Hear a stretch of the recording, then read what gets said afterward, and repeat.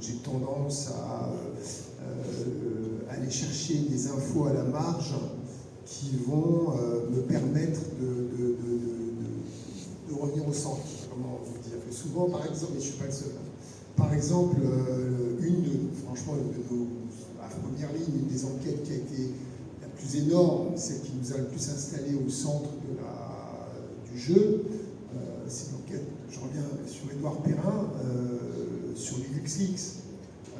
Et comment il trouve cette enquête, enfin, je veux dire, le début du fil, de la genèse de l'enquête, c'est qu'il se balade sur un forum altermondialiste, où tout le monde s'exprime, truc un peu genre réseaux sociaux, chacun se lâche, quoi. Et il y a un mec qui fait des blagues. Mais des blagues où il se dit, tiens, c'est bizarre quand même la manière qu'il a de blaguer, on dirait qu'il sait des trucs sur PricewaterhouseCoopers, mais en fait, il disait pas PricewaterhouseCoopers, il parlait du système fiscal luxembourgeois. Donc il lui envoie une blague. Donc il lui renvoie une blague. Et là, il passe en DM. Et là, il s'aperçoit qu'en fait, c'est une super source. Et cette enquête qui va secouer, enfin, qui va changer le monde, en fait, il va la réaliser au début parce qu'il s'est baladé sur un forum altermondialiste à la con. Moi, pareil, une fois, j'ai réalisé une enquête en profondeur sur l'industrie du tabac. Et c'est pareil, ça a commencé comme ça, une espèce d'échange de vannes avec un mec qui apparemment avait bossé pour eux sur Twitter. Et le pas suivant, c'est on passe en DM, et on s'aperçoit que le type a plein de trucs à livrer. Et on avance. En direct message, en message personnel caché, quoi. Et après, pour communiquer, il y a plein de méthodes. Il y a plein de méthodes pour essayer de ne pas se faire identifier. Alors, il y a ProtonMail, maintenant il y a Signal, on est tous sur Signal. WhatsApp, c'est pas tout à fait safe, apparemment, mais c'est déjà pas mal. Mais Signal, c'est bien. Telegram, ça m'ennuie un peu parce que je suis pas sûr que les Russes le voient pas. Ils voient beaucoup de choses. Voilà. C'est vraiment, il n'y a pas de méthode en fait. Moi, je sais que j'essaye à chaque fois d'aller là où on n'est pas trop allé. Voilà. Parce que j'ai un peu l'impression que c'est souvent le monde à l'envers. C'est-à-dire que pour moi, aujourd'hui, le sujet le plus important, et je dis ça avec confort parce que je ne l'ai jamais vraiment traité, moi, mais c'est l'évasion fiscale des grosses boîtes. C'est le sujet. C'est à cause de l'évasion fiscale des grosses boîtes que les communautés nationales ont moins de moyens, donc moins de services publics, moins de fric dans les hôpitaux, moins de fric dans les écoles, et c'est ça qui fait monter le Rassemblement national, c'est ça qui crée la colère, c'est ça qui crée... Donc pour moi c'est rare, et c'est le truc qui n'est jamais traité, jamais traité. Nous on l'a traité, c'est un coup de bol parce qu'on bénéficiait d'une sorte d'aura parce que le cachet de l'investigation se passait super bien, tout le monde regardait, Élise Lucet, intervieweuse, je ne vais pas vous faire la réclame, vous l'avez vue, elle est bonne, elle est très aimée dans la chaîne, etc. Donc on a eu une conjonction de forces qui ont permis de mettre en prime time, comme on dit, un sujet sur l'optimisation fiscale. Et franchement, s'il n'y avait pas tous ces éléments, tous ces facteurs, jamais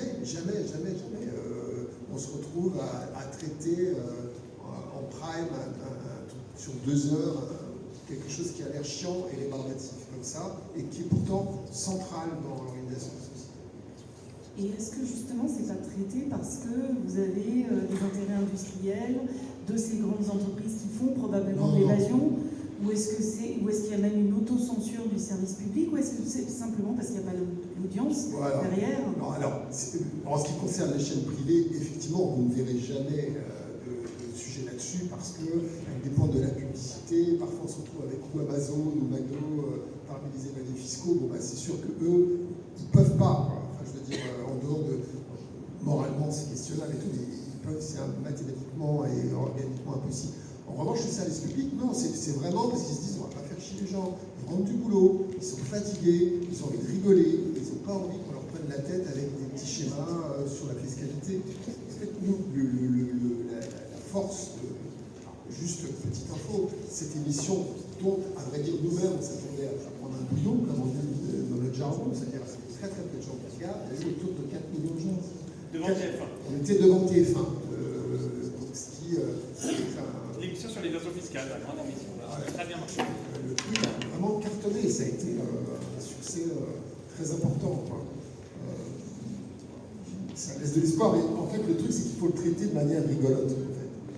C'est vraiment, on met énormément d'efforts à ce que les choses soient excitantes et drôles à regarder. Ça c'est, ouais, on n'a pas le droit de faire chier les gens. Quand on veut leur parler de choses importantes, il faut aussi un peu les distraire. Parce qu'on est face effectivement à des grosses machines qui les font rigoler, donc nous aussi il faut qu'on les fasse rigoler. Ça fait le lien avec une question que moi je voulais vous poser, parce que j'ai lu dans une interview, je crois que c'était une interview croisée avec Edoui Plenel, il disait le journalisme a été corrompu par le règne de l'opinion et par le divertissement. J'ai trouvé que c'était intéressant comme formule. Qu'est-ce qui explique et qu'est-ce qu'on peut faire qu'on ait 1,5 million de Français qui regardent Hanouna et je ne sais pas combien, mais en tout cas beaucoup moins, qui regardent ces formidables documentaires d'investigation. Ouais, alors surtout, je pense qu'il faisait référence, c'est une opinion que je partage, c'est-à-dire qu'aujourd'hui, le spectacle, la culture du clash, on sait tous à quoi on fait référence, à Hanouna, mais pas que Hanouna, enfin, je veux dire, c'est news, c'est leur modèle économique. La culture du débat clash est un modèle économique pas cher. Mais à vrai dire, moi je m'en souviens, en fait, on était à Canal il y a 20 ans maintenant, et on faisait de la télévision, tout ça, puis est apparu un truc qui s'appelait On refait le match. Je ne sais pas si les gens se souviennent de On refait le match, qui était une émission de débat autour du football. Et on trouvait ça vachement marrant. Moi je ne suis pas archi fan de foot, je regarde que les Coupes du Monde. Mais je regardais de temps en temps, je tombais sur les débats, je disais c'est vachement drôle, ces gens qui s'empaillent comme si leur vie en dépendait sur le foot. On est attiré, on regarde, alors que moi je me fiche du football. Je passais toujours 10 minutes à regarder, et on en parlait dans les gens qui faisaient des programmes à l'époque à Canal, et on se disait c'est marrant le format. Et en fait ce format, qui moi je trouve pas très bien pour le foot, ou n'importe quoi de léger, ils l'ont appliqué à la politique, ils l'ont appliqué à la géopolitique. Et aujourd'hui, c'est devenu un modèle économique, parce que c'est vrai que c'est du spectacle. Les gens s'engueulent, les gens se déchirent, et donc c'est du conflit. Donc tu regardes, tu dis, qu'est-ce qui va sortir maintenant? C'est du catch à... moi, je suis assez vieux pour me souvenir du catch à catch. Je sais pas si ça parle quelque chose, les jeunes ici. Mais le catch, c'était un truc bidon. Les gens faisaient semblant de se battre, c'était extrêmement spectaculaire. On sait que c'est fou, mais c'est rigolo quand même. Et là, en gros, c'est appliquer la méthode du catch à 4 au débat politique et c'est une catastrophe absolue. Et on le voit dans les chiffres, juste avant Noël, CNews, pendant 2 semaines, a battu BFM TV, où il y a moins de clash, il y a plus d'infos comme sur BFM TV. Et donc cette opinion, un mot sur Hanouna, ce qu'on dénonce avec les travaux de Claire Séquin, qui est une journaliste du CNRS qui vient à nouveau d'écrire un nouveau bouquin. Je vous conseille de lire, c'est très vite, moins de 100 pages sur le système Hanouna. Hanouna peut, c'est pas il peut faire 1 500 000 personnes, du divertissement, et il peut aussi inviter des politiques si les politiques y vont. Pourquoi pas? Le problème, c'est que C8, qui est parti en groupe Canal+, a une autorisation d'émettre sur la TNT, qui est une autorisation publique. C'est quand même vraiment les ondes publiques, et il n'y a pas besoin d'être abonné à quoi que ce soit. Un râteau sur un toit, et vous pouvez choper C8 comme vous pouvez choper TF1. Et là où ça devient un problème, comme on le démontre dans les chiffres qu'on montrait dans notre enquête avec Claire Séquin, cette super chercheuse, elle continue à beaucoup travailler, c'est lorsqu'il donne d'une façon disproportionnée la parole à Éric Zemmour, avec un agenda ultra conservateur, habillé de gaudrioles et de divertissement. Et là, il y a un problème, c'est le gendarme. C'est qu'en France, voilà, le pouvoir de l'Arcom, le nouveau CSA, normalement sur papier, ils ont infligé quelques amendes quand même, quelques millions, ça leur a coûté un petit peu de sous quand même au groupe Canal+, mais en fait assez peu au regard de ce qui passe sur cette antenne, ou ce qui passe sur l'antenne de CNews. Même chose, ils ont une valeur actuelle, ils font ce qu'ils veulent sur leur site internet. CNews c'est différent, c'est une chaîne qui a vocation à faire de l'information pluraliste, et ça n'est pas le cas, c'est vraiment une chaîne d'opinion où ça castagne beaucoup, et c'est vrai que quand vous avez, les gens s'arrêtent, parce que ça peut être rigolo à regarder. Est-ce que vous avez une dernière question, parce qu'on va libérer nos invités qui ont d'autres obligations. Réfléchissez entre vous. Moi j'en ai une dernière. Il y a de plus en plus de fake news, Karine en parlait tout à l'heure. Est-ce que vous avez un truc, vous, pour savoir comment déceler ces fake news? Est-ce qu'il y a des sites qui peuvent montrer ou démontrer la véracité ou pas de cette information? généralement, ça se voit. Mais alors, je vais dire, moi, le truc, c'est. Ma formule, c'est quand c'est trop beau, c'est que c'est faux. C'est-à-dire, la fake news qui te séduit le plus, c'est là, tu dis ah, je le savais, je l'ai toujours su, et ça te rassure, ça te conforte et tout. Et généralement, c'est jamais aussi simple. Et à chaque fois que c'est trop beau, il y a un problème, c'est pas le vrai truc. Donc, c'est généralement la réalité un petit peu complexe, tout ça. On va pas faire une main, comme on travaille un an sur l'enquête, on serait très mauvais et on engueulerait les gens chez nous si on ne les voyait pas. Mais c'est sûr que plein de journalistes font avoir, ils ont 25 minutes pour préparer un journal et aller assez vite. Il y a plein de sites qui font ça vraiment très bien, les décodeurs du Monde, les équipes de Libération, Mediapart le fait très bien, France Télévisions le fait très bien sur France Info, notamment avec Julien Plein. Il se trouve que souvent eux-mêmes se retrouvent dans une machine à laver face aux complotistes, et ça a pris les ampleurs, mais bien avant le Covid, hein, ça a pris les ampleurs quelquefois pour juste dire ce micro est bien noir, il n'est pas rouge, on va vous le prouver. Et bien, malgré tout, ça démarre et ça enclenche des choses qui prennent beaucoup la tête. Et donc les propres journalistes, enfin les journalistes dans ces rédactions, souvent ont pris beaucoup de coups et en sont sortis vraiment cabossés, épuisés de se faire insulter à longueur de journée. Mais oui, il y a plein de gens très sérieux qui vont débunker, comme on dit, débunker les fake news. Deux dernières questions. Rapidement sur les... J'ai une question relative plus à votre état de frustration par rapport à... Alors d'abord à l'usage qui est fait de la manipulation des masses, aussi sur l'influence financière et l'influence tout court, et les jurisprudences, les procès qu'il y a, notamment en ce moment le procès RSF, Arcom et Amina Bolloré, le Conseil d'État qui va rendre une décision de pas très longtemps, qui est plutôt favorable enfin un petit peu en tout cas sur le rapport, le rapporteur et ce qu'il a décidé de faire, et sur tout ce qui a trait à vraiment toutes les juridictions, tout ce que vous avez comme procès, vous obtenez des petits pas, où vous venez être frustré un peu, et puis aussi sur l'image de votre profession, ce qu'on prête aujourd'hui aux journalistes, qui est quand même assez désastreux, justement pour ce que vous disiez aussi sur des gens des professionnels qui n'ont que 25 minutes, que très peu de temps pour creuser un sujet, qui se reprennent souvent beaucoup, et qui reprennent beaucoup de bêtises. Quand on entend pas mal de bêtises se reproduire, et aussi sur la manne de l'Internet, de toute la toile, où les médias se multiplient, les petits médias, alors des moins petits comme Brut ou d'autres enseignes comme celle-ci, et puis des tout petits médias associatifs qui vont relayer aussi autant d'âneries et qui vont être catastrophiques pour l'image des médias et tout ce que nous, on a besoin de savoir. Et donc ça reprend aussi, ça vient relayer un peu ce que tu disais sur les fake news, et où nous, on fait le tri et où on le fait faire aussi aux enfants, parce que toi, tu es professeur, c'est ça aussi, tu viens chercher. Non, t'es là pour le faire. Pardon, mais voilà, non, la question c'est ça. Quel est, vous, votre état de frustration par rapport à tous ces faits qui partent en étoile comme ça, et qui sont assez compliqués pour nous aussi à recevoir? Je donne mes propos, moi je ne suis pas frustré, et on prend les espaces où ils sont et on essaie de faire le plus de bruit. Quand je dis au bruit, on essaie que nos enquêtes aient le maximum d'impact possible, des enquêtes sur l'environnement aussi notamment. C'est à nous, nous tous collectivement, les journalistes, pour regagner la confiance des citoyennes et des citoyens, il faut qu'on s'excuse quand on se plante. Voilà, c'est ça, c'est sûr qu'il y a des journalistes de bonne foi qui vont faire des erreurs parce qu'ils n'auront eu qu'une demi-heure pour uniquement avoir la parole de la multinationale et pas avoir la parole libre dans une grande boîte et donc être sous le joug de la communication et faire plus de la pub à la grosse boîte ou au ministre que du vrai journalisme parce qu'ils n'auront eu qu'une demi-heure parce que le système leur a imposé Il y a plein de journalistes qui se battent, qui vont voir leur rédacteur en chef, qui disent non, en une demi-heure, je ne peux pas sortir cette info. Et donc, comment le faire? Il faut instiller du doute dans nos propres papiers, de dire, dans le temps que j'ai eu, le ministère n'a pas répondu. Et puis le lendemain, et revenir. Et moi, j'interviens beaucoup dans les écoles de journalisme, en conseillant vraiment, soyez chiants avec vos rédacteurs en chef. Levez-vous un peu plus tôt demain matin, terminez un peu plus tôt le soir, retournez voir votre chef le lendemain pour refaire le même sujet, pour reposer les mêmes questions, retourner le couteau dans la plaie. Donc voilà, je pense que les médias comme les super enquêteurs chez Mediapart, et puis il y a plein, vous parliez de petits médias qui sont pas si...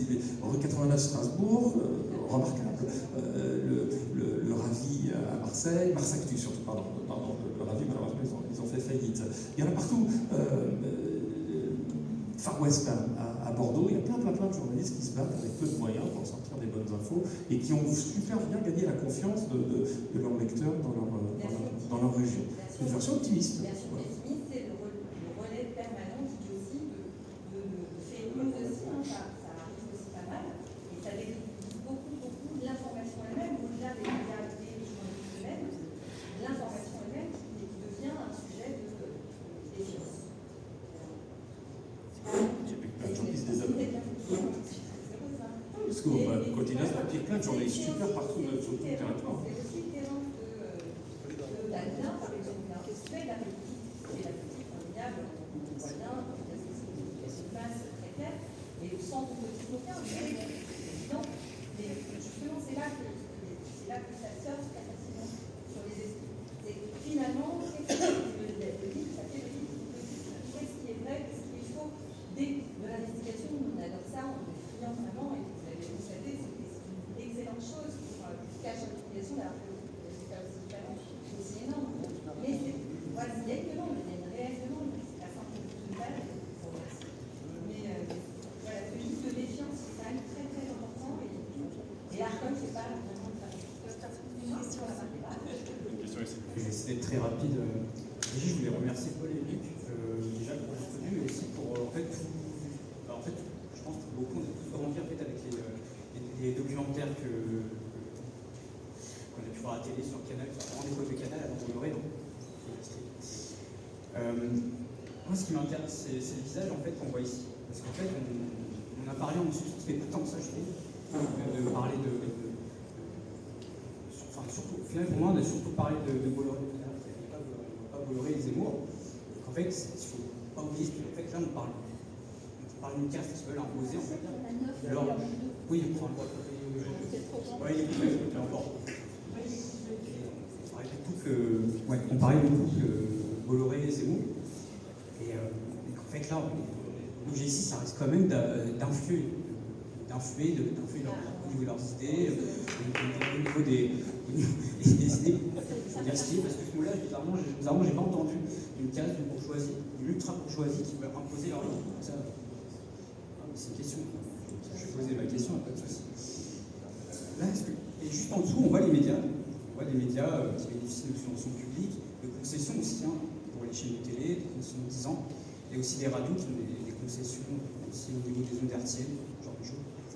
Mais là, il faut pas oublier aussi qu'on est sur des médias, c'est vrai, c'est un public qui est vieillissant. Enfin, sur lequel on a de moins en moins d'audience. Ça, parce que ça, moi, ma question, ça va être de comment, en fait, de plus en plus, faire en sorte que même les personnes aussi d'un certain âge aillent de plus en plus sur des documentaires sérieux. Les documentaires sérieux vous produisez sur le net. Parce que là, pour moi, j'ai 31 ans, je regarde plus la télé. Et comme beaucoup de gens de 31 ans, ça, je les connais. Oui, à part Arte peut-être, mais sinon, le reste, ça me parle plus. Quoi. Ça me parle plus. Et pour les jeunes, je peux vous dire, c'est bon, il n'y a pas de souci. Par contre, pour les plus âgés, comment faire en sorte que cette génération-là aille de moins en moins sur ces médias-là pour regarder des trucs de qualité, certes, mais beaucoup plus de cochonneries. Alors, on a remarqué que les gars de 30 ans, ils regardaient plus la télé, que la moyenne d'âge des téléspectateurs, c'est 62, c'est ça 67 ans, la France 3, ouais. 65. Alors, nous, on est c'est les stigmates de nos camarades de France 3, je suis convaincu. Non, mais la réalité, c'est que c'est vrai, les jeunes regardent de moins en moins la télévision. Alors, je voudrais juste dire un truc. Internet, c'est super. Je vais essayer de répondre aux deux questions parce que je comprends votre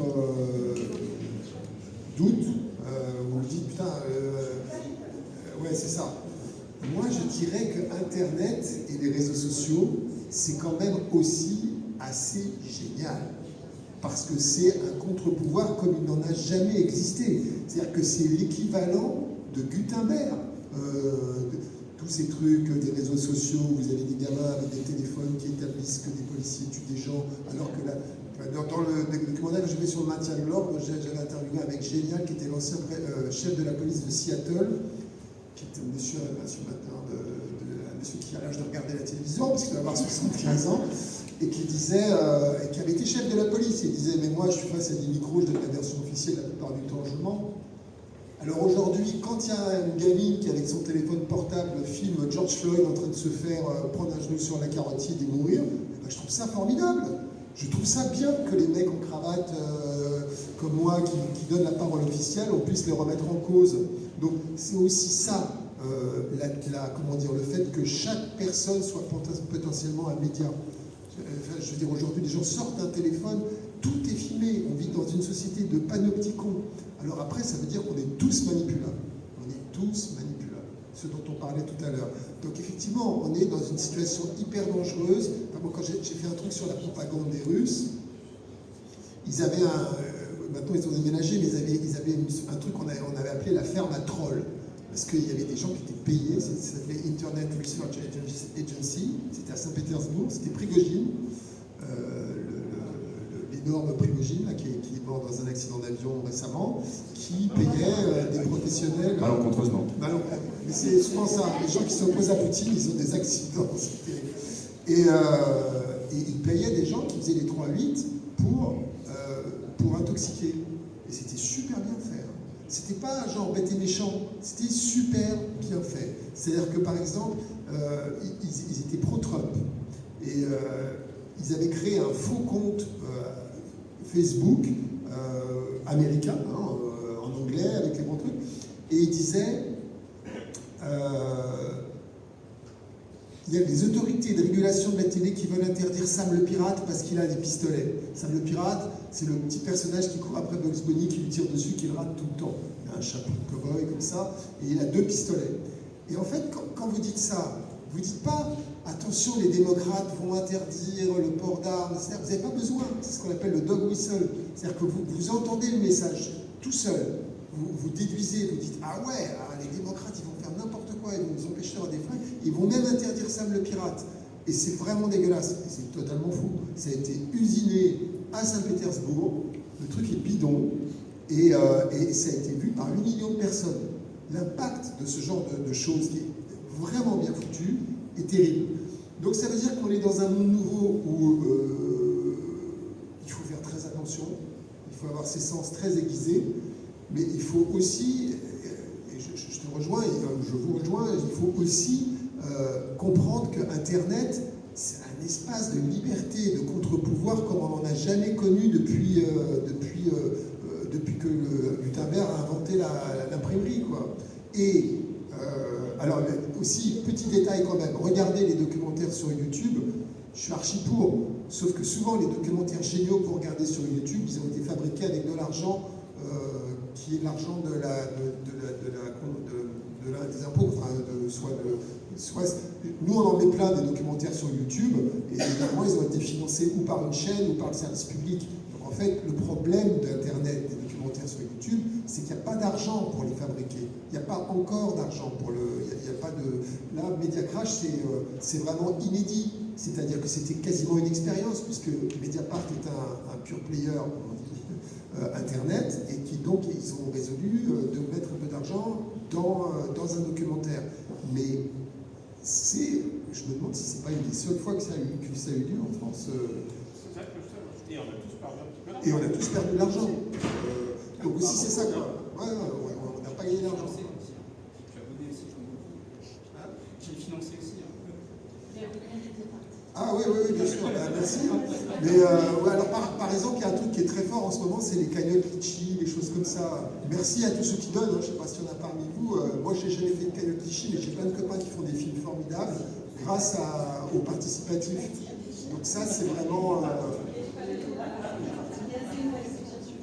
Donc voilà, donc il y a un monde nouveau qui s'est ouvert, et il est à la fois très effrayant, et c'est en même temps stimulant. Voilà.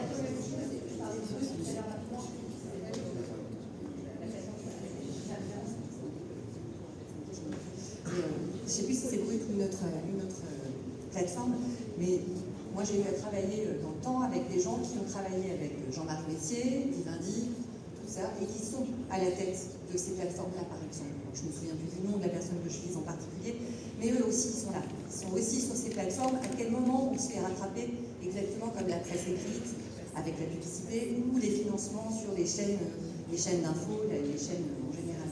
Dans ce monde-là d'Internet, moi je suis absolument d'accord sur l'enthousiasme, la liberté d'expression, tout ce qui fait que nous sommes chacun un relais d'expression, mais à quel moment aussi tout ça, ça ne vient pas pourrir un peu, encore nourrir un jeu, là, sur ces plateformes-là, qui sont des plateformes en plus qui font du divertissement, parce que c'est du format court, un peu marrant, monté, dynamique. Toutes ces réflexions sont passionnantes, mais voilà, c'est notre nouveau monde. Il y a un émiettement des canaux de diffusion, un émiettement des médias. Moi, je me souviens encore quand il y avait des gens qui étaient des précepteurs hein, dans les médias, où je sais pas, on regardait Pivot, on allait acheter un bouquin après avoir vu Pivot, c'est fini. Et c'est à la fois regrettable, mais c'est pas plus mal.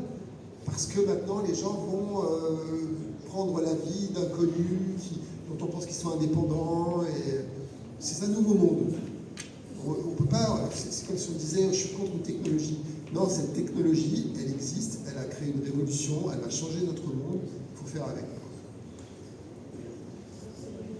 Et la bonne nouvelle, c'est que dans les chaînes de télé, parce qu'on reste optimiste, il y a plein de gens qui gambergent ça quand même bien aussi, et qui sont d'accord pour que les programmes arrivent sur YouTube, ou en tout cas arrivent sur leur plateforme gratuite.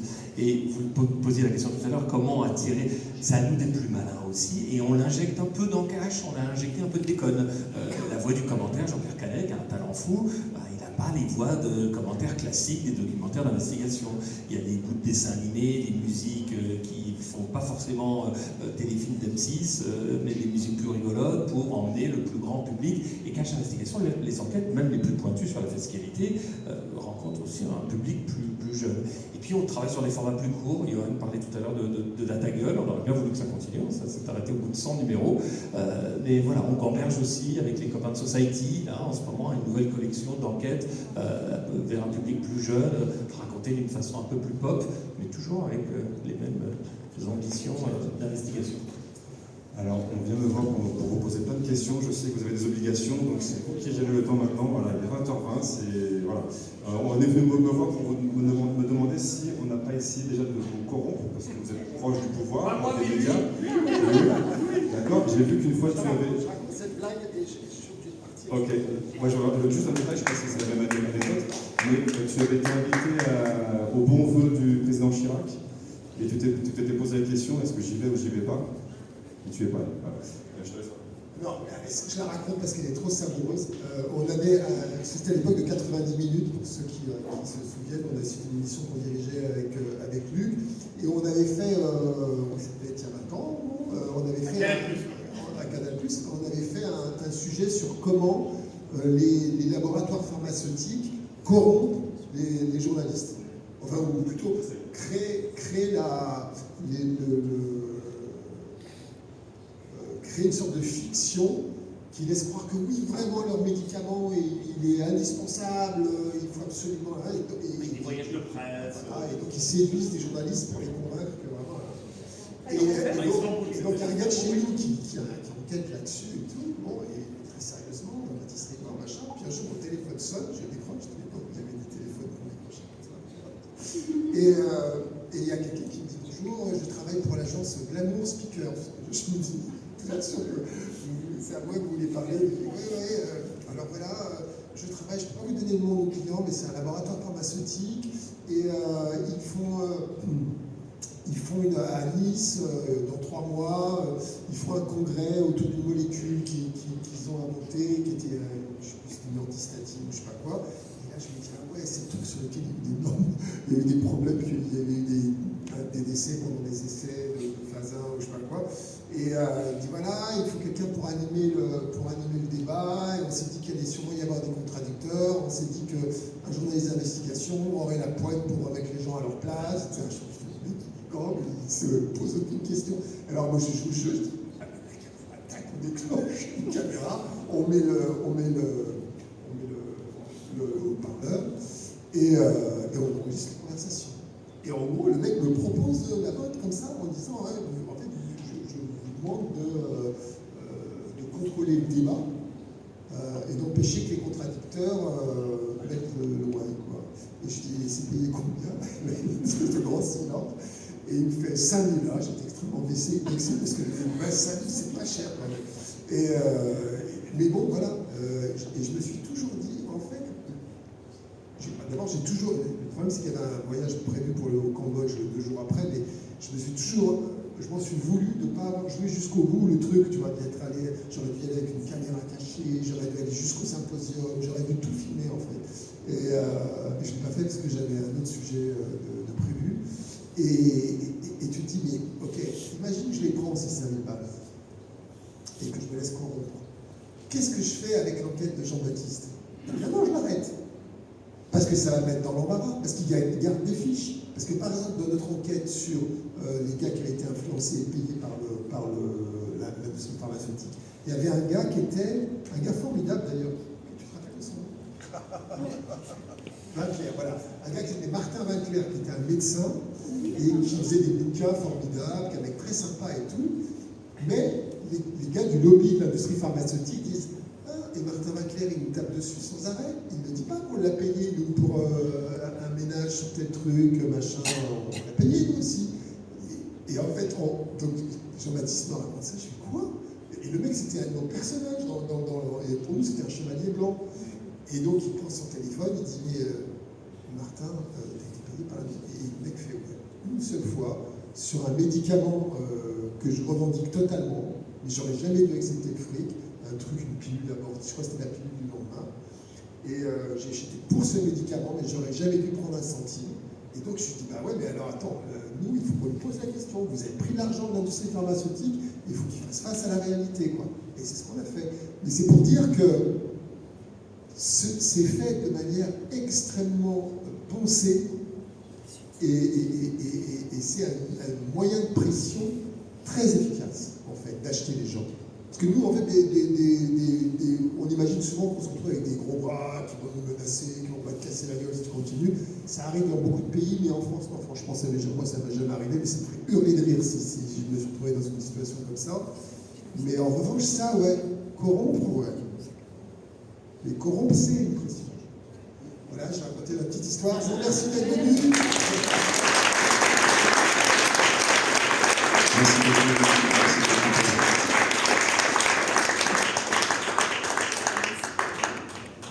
Voici, je pars dans 5 minutes, c'est bon.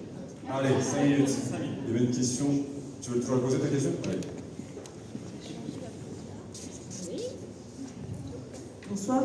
Bon, au préalable, je vais poser une question, mais je veux dire d'abord que, évidemment, je défends la liberté de la presse, évidemment, je salue le travail qui est fait par les journalistes, mais en fait, je vais poser une question que je me pose moi-même. Je me souviens très bien en 2015, quand il y a eu le cache investigation sur Sanofi, ça nous parle à Vitry, qui dénonçait la dérive financière de l'industrie pharmaceutique mais de façon extrêmement percutante. Et je me souviens, il y avait Thierry Baudin, le cégétiste local, donc c'était évident ce qu'il allait dire des trucs super bien, mais même le précédent PDG de Sanofi disait c'est de la folie cette financiarisation, ce court-termisme, ça va faire qu'en France on va se retrouver en pénurie de médicaments. Et à l'époque, ça paraissait totalement invraisemblable et la vie nous a montré la réalité de ça. Il y a eu les Wikileaks, on s'est dit ça va déclencher quelque chose. Il y a eu Mediapart, quand Mediapart s'est créé, moi immédiatement je me suis abonnée parce que je pensais qu'en sachant, on allait se lever tous ensemble. Ce que vous racontez sur les paradis fiscaux, bah évidemment, si on arrête les paradis fiscaux, on arrête la crise des services publics. Et en fait, 10-15 ans après toutes ces affaires qui sortent, cette pratique, le constat que je fais, c'est que dans la démocratie, il y a le savoir, mais il y a le pouvoir.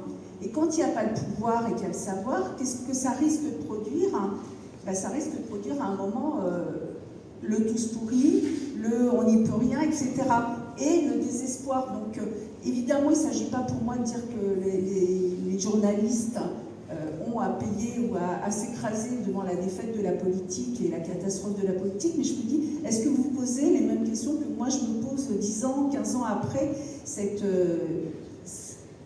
maintenant on sait quoi, et on n'arrive pas à changer les choses. Question intéressante. Je ne sais pas si mon avis est vraiment si intéressant. Je vais vous répondre, mais est-ce que quelqu'un veut commenter parce que j'ai fait beaucoup dans tous les débats après Mediacrash, vous me demandez mon avis sur plein de choses. J'ai dit, voilà, peu importe mon avis, je peux vous donner des coulisses, ou on peut vous raconter comment on bosse ou nos difficultés, mais je vais répondre très vite, mais après, je vous engage à entamer le débat avec ce que vous venez de dire. Je suis partagé entre, oui, ça ouvre effectivement au populisme, et on le voit dans plein de pays européens, et avec la montée du Rassemblement national encore plus forte ces dernières semaines en France. C'est pas un échec, toutes ces enquêtes, c'est pas un échec. Tout le travail des lanceurs d'alerte, tout le travail des syndicats, tout le travail des journalistes, des magistrats aussi, parce que des grosses boîtes se sont fait condamner pour avoir détourné l'argent, l'impôt, crédit recherche, tout cela. C'est toujours aussi difficile pour les salariés de se battre, pour les journalistes d'aller au bout de leurs enquêtes, mais il y a eu des petits pas. Les Panama Papers, j'ai oublié le chiffre, il est dans mon téléphone, mais il me faudra un petit moment pour le retrouver, mais les grandes démocraties ont récupéré des sous quand même. Et voilà, les États ont pu aller récupérer, après les Panama Papers, après les Paradise Papers, ont pu aller récupérer de l'argent. Les grandes enquêtes sur les grandes multinationales qui ont détourné notamment le crédit impôt recherche, c'était le gros souci de Sanofi. Moi j'ai beaucoup aussi travaillé sur l'industrie pharmaceutique. Il y a des labos condamnés, il y a des labos, les sommes peuvent paraître importantes, elles sont souvent minimes par rapport aux milliards que brassent ces grosses entreprises, mais je continue à penser, c'est pour ça que je suis optimiste, que le boulot de bons journalistes, le boulot de bons avocats, le boulot de bons syndicats, si c'est bien mis en image, si c'est bien raconté dans un journal, dans un doc, à la télé, fait quand même beaucoup de mal à ces grandes entreprises qui ont vraiment, vraiment à cœur de satisfaire leurs actionnaires et leurs clients. Et si, dans l'enquête sur Starbucks, on a beaucoup montré l'évasion fiscale de Starbucks, qui est extrêmement maligne. Je le savais, puis je suis pas anti-Starbucks, je m'en fous de cette boîte, notre documentaire ne les a pas fait fermer, mais je sais que ça les emmerdait, je sais que ça a été beaucoup regardé par des jeunes, et il faut que d'autres ensuite continuent à aller leur demander des comptes. Donc, vous avez raison, le combat il est extrêmement inégal, voilà, les multinationales ont des ressources et des moyens, et pour faire taire les gens, c'est à nous de ne pas nous taire, et à vous, citoyens et citoyens, d'être bien informés, et donc d'aller chercher des infos où vous avez confiance, où vous avez confiance dans les médias que vous lisez, où j'espère que vous pouvez vous abonner, si vous avez les moyens de pouvoir vous abonner, parce que ça coûte cher tout ça, mais je ne suis pas si négatif, voilà. Mais peut-être que la parole peut continuer à circuler entre vous, c'est un débat crucial, voilà. Crucial sur le pouvoir de ces grosses boîtes. Merci beaucoup. Je pense qu'on va remercier Luc de sa participation.